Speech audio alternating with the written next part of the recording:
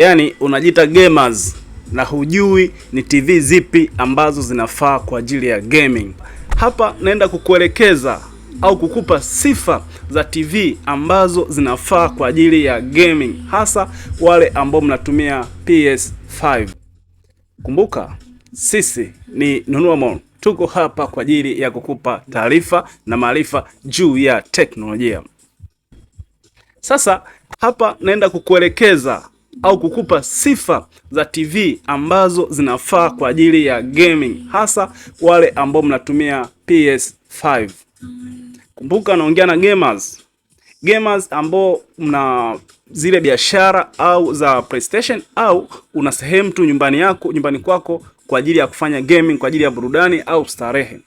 Wengi mnakuja kununua TV ambazo hazina sifa kabisa ya kufanya gaming, kitu ambacho ampati ile experience nzuri ya gaming, hasa kwa wale ambao mnatumia PS5.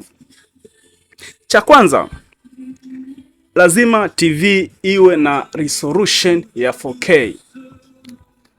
Kwa sababu gani? Resolution ya 4K ni inakupa picha halisi, lakini pia inakupa picha ile ambayo inakuwa katika uhalisia na inaonesha details zote, na hii ni kutokana na kwamba game nyingi zipo kwenye resolution ya 4K.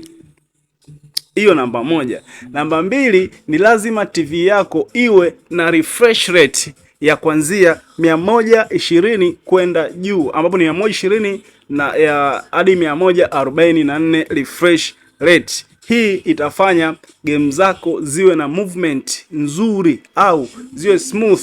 Yaani TV ikiwa na refresh rate kubwa inakuwa na kiwango kikubwa cha kupokea kile ambacho kinafanyika kwenye PS au kwenye ile console yako moja kwa moja kwenda kuonekana kwenye screen. Hiyo ni sifa ya pili ya TV ambazo ni maalum au zinafaa kwa ajili ya gaming, hasa kwa wale ambao mnatumia PS5.